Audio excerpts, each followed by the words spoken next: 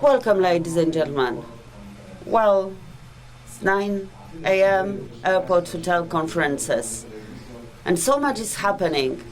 I put on the TV today, and I saw that Jolie is going to divorce her husband after 12 years marriage with Brad Pitt.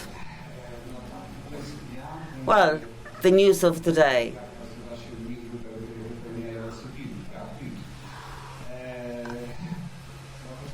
You can also joke about it. Well, a little bit of warning.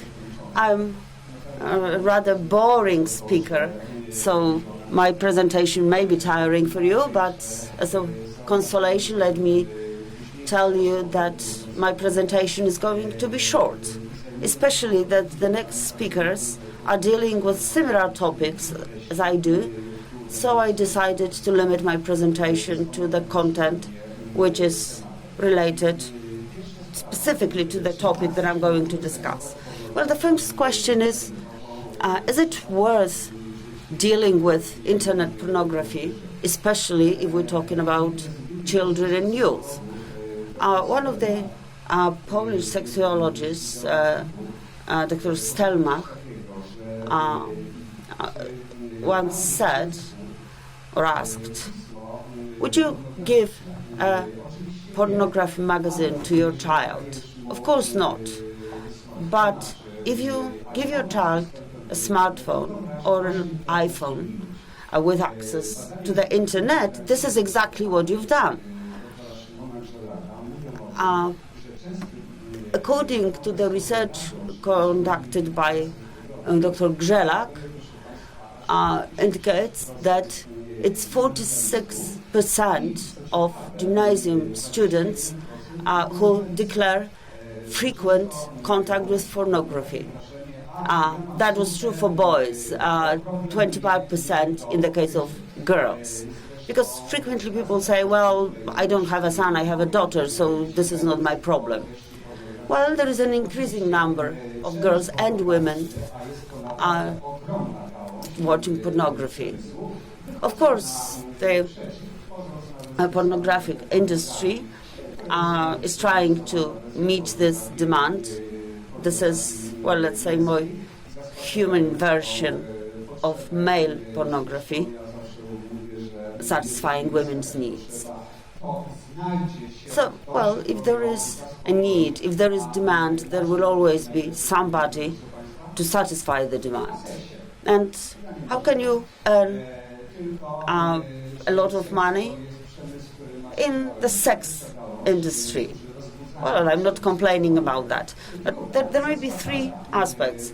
There is one branch that is dealing with raising the sexual needs, and another one is trying to satisfy these needs. 72% of youth using pornography is doing that through the internet. Also, let's note that limiting of sexual content in the mass media is not complied with. I mean, we have regulations whereby no pornography should be shown before 10 p.m. But this is not quite followed, and we are the second European country where you can easily buy the active substance being an ingredient on Viagra in Polish pharmacies. This is a non-prescription drug. I am not going to give you the name of the drug because I don't want to promote the product. And there is no age limit of the buyer. I mean, in the past, if a young person wanted to see some pornographic content, the person had to go to a video rental place or to the gas station. Well, I no longer go to gas stations with my son, although I love hot dogs. But actually, when you go there, you feel like in a sex shop. I mean, the amount of pornographic content and sexual gadgets and devices is shocking. Also, please note that public space gets more sexual. Let me give you some examples of advertisements. This is what ads looked like in the past, referring directly to the advertised content. And please take a look at today's ads.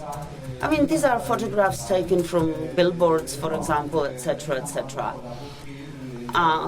The roof tiles, for example, I'm not quite sure whether the construction industry worker will be trying to find out more about the gypsum product, which is advertised like that, or is he rather trying to find out about the silicone used by the lady who's advertising the product?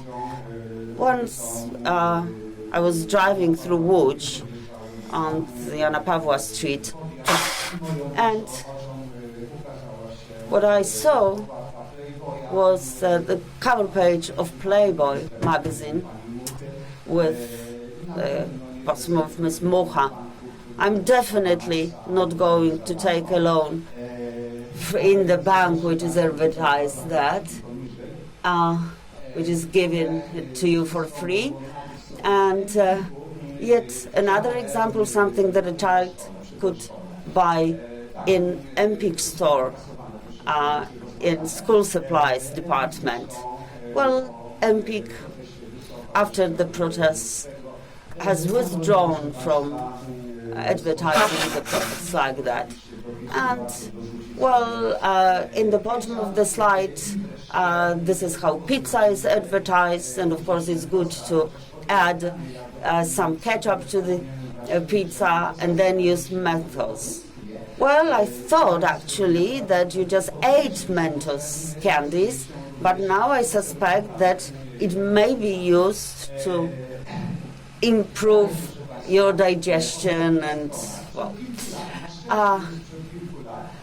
And a page from several years ago from Teletydzień magazine.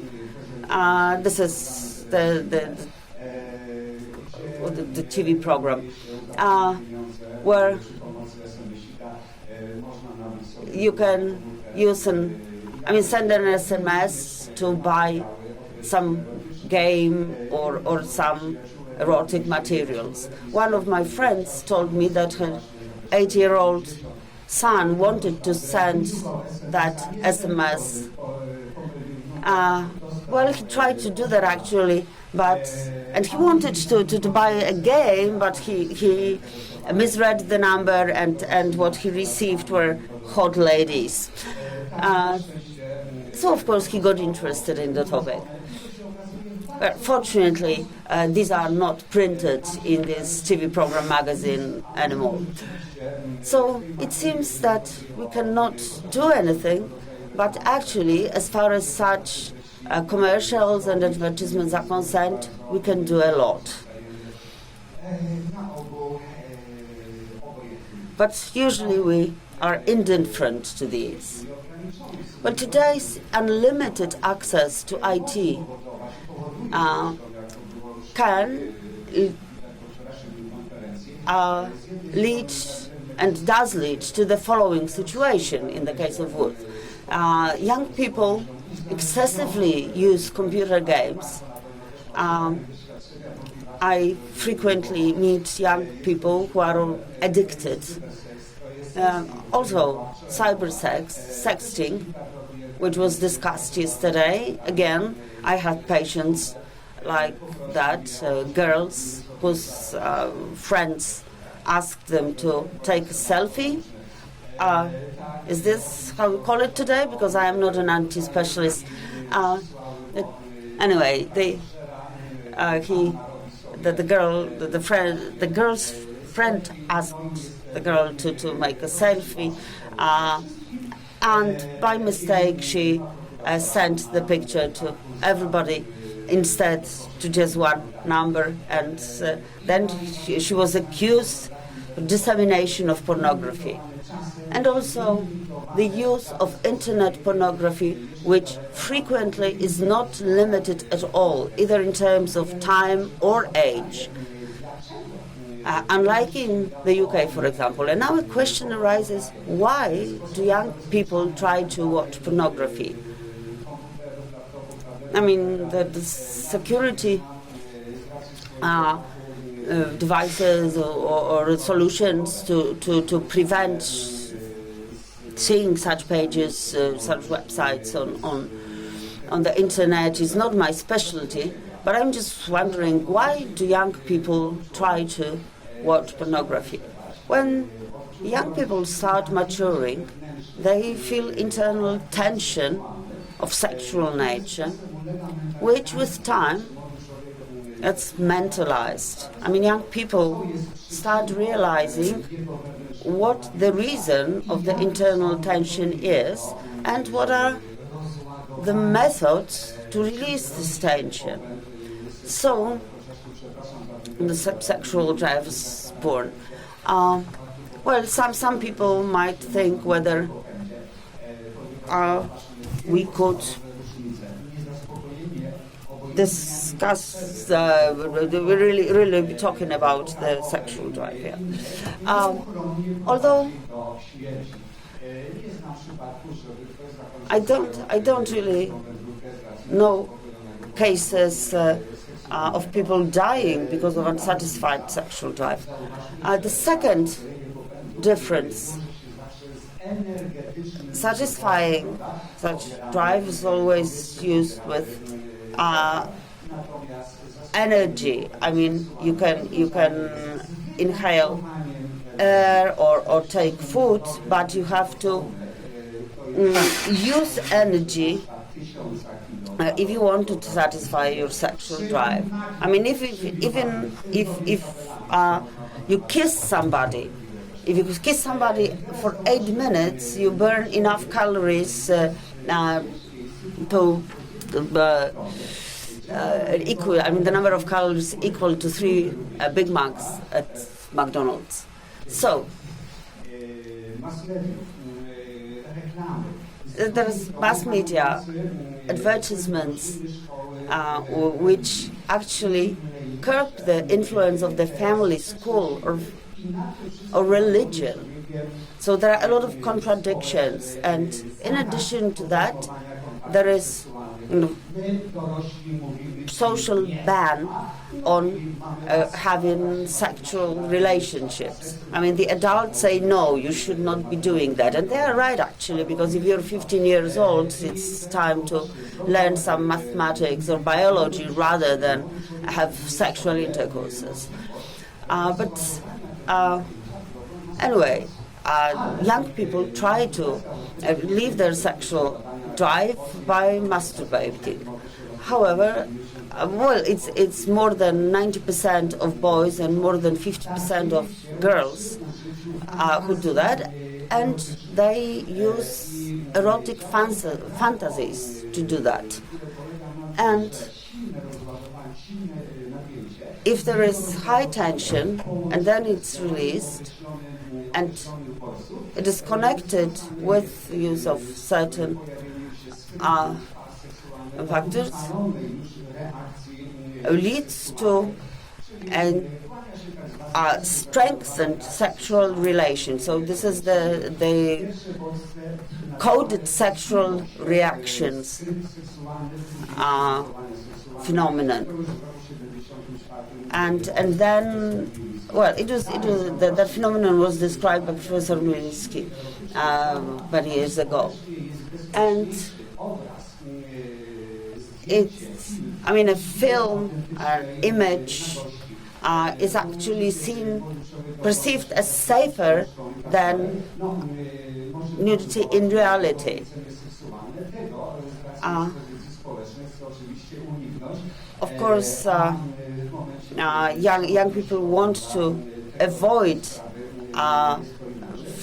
being sexual drive aroused in reality, in public, for example, watching girls in short skirts, etc. So they prefer to do that at home, looking at or watching films or photographs.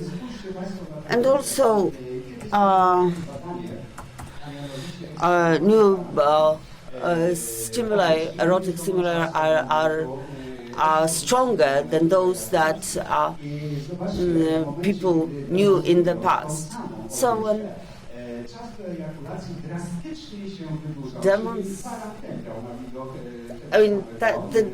the same would be true for animals. If you show the ram, a sheep, the same sheep over and over again, the time of to ejaculation is getting longer and longer. But if different sheep are shown, then the time gets shorter.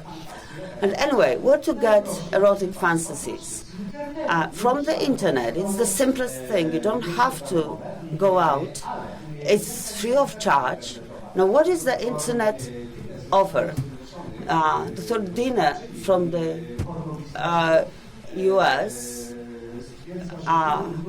expert in porno business, says that the main trend in pornography is hard porno, and 88% of the scenes present physical aggressions, dragging a woman by the hair, etc., etc.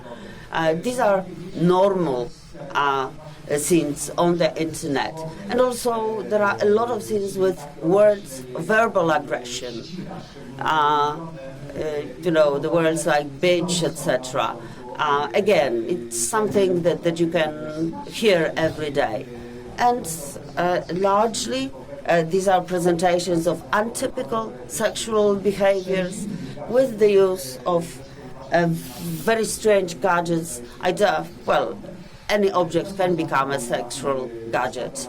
And sadomasochistic behaviors, group sex, etc. Please note that only 10% of porno scenes on the internet includes kisses, smiles, etc., etc. Okay, so let's continue. Pornography, online pornography, is very different from the classic pornography as we know it, because you are just several clicks away to see and access fast-changing images, and videos are more arousing than pics, and this is what online pornography offers. And escalation, you reach out for more drastic and fanciful videos and pics. So this powerful, strong, addictive potential of pornography is driven by a variety of factors. Pornography is free, you can use it standalone, it evades any sort of control, it's easily accessible, and initially it produces no symptoms of addiction, plus it produces pleasure because you vent down stress, you vent down frustration. Men are mostly aroused by visuals, unlike women who like to listen, who like songs and poems. Guys are mainly glaring at different things. So very often there is shame and a sense of guilt, but this only augments addiction, because what can you do to mitigate shame or guilt? Well, the best thing you can do to make this feeling go away is to watch pornography again. So these natural rewards or pornography are easily abused. So it's very appealing, it's unlimited, it comes in unlimited quantities, they are diversified, and they are very addictive. You can get hooked on pornography. And this difference between classic ways and classic substances or behavioral addictions and pornography, online pornography, is huge, in fact. And let me just illustrate with the example of alcohol. If a young man wants to stock up on alcohol, well, he or she has to go to an off license, but that means that there are some controls in place. Age will be checked. But if you want to watch pornography, there are no control measures. And you initiate your contact with alcohol with fancy or sophisticated spirits. The quality of alcohol declines as you get addicted, and in case of online pornography, you finish off with real crap. It's like starting your alcohol initiation with the cheapest wine and cheapest alcohol possible. Unlimited quantity. If you are addicted, you won't be walking around with bagfuls of liquor bottles. You won't be carrying them to school. But here, you just need to have a tiny electronic device in your pocket. I'm old-fashioned. It's just a telephone, not a smartphone in my pocket, which is sufficient for me. But anyway, you can use it anytime and anywhere. Reasonable people drink when they come back home from work, but this is not the case. In case of online pornography, you can watch pornography during breaks, during classes at school, practically any time and anywhere. So these are the factors that make it's so easy to get hooked on pornography. Okay, so I can see that I'm running out of time very quickly, so I'm not going to discuss the process of being addicted. It's going to be discussed later on. Let me just tell you that in terms of ramifications, and Victor Plein has noted that it's compulsive. The effect of escalation, you feel the urge to watch more and more drastic content, to be aroused again. You become unsensitive to different stimuli, and later you want to recreate those scenes in real life. And what are the after effects of watching pornography? Well, we humans are four-dimensional creatures, what means that we are determined by biology, by our mentality, society, and our spirituality. Online pornography distorts these functions and permeates all those four aspects. It produces morphological, biochemical changes on the brain level and leads to sexual dysfunctions. I can tell you that it's very often the case in my office when I talk to adults who are addicted to pornography. They've got penile dysfunction, they have premature ejaculation. Very often they are wrestling with living with the society. They are wrestling with living in the family. Very often I talk to couples, especially males, who are addicted to pornography, and they are not able to have a normal sexual intercourse with his wife. He is just venting his stress on her, because this process leads to personality changes. They lead to value crises, because there is a huge gap between embraced values and values which are actually pursued in real life. Some time ago, we've conducted a research into females who are watching online pornography. So the crisis of value takes a bigger toll on females than on males. And by the way, this is the case with many other addictions. Okay, so I can see two ladies signaling that my time is running up, or I've exceeded it. Okay, so apologize for it. I can only tell that at home I've got a wife and 6 daughters, so this was my chance to get out of there and talk to someone. So I've seized the opportunity without the reason. So thank you very much for listening to me. Thank you for your attention. Thank you.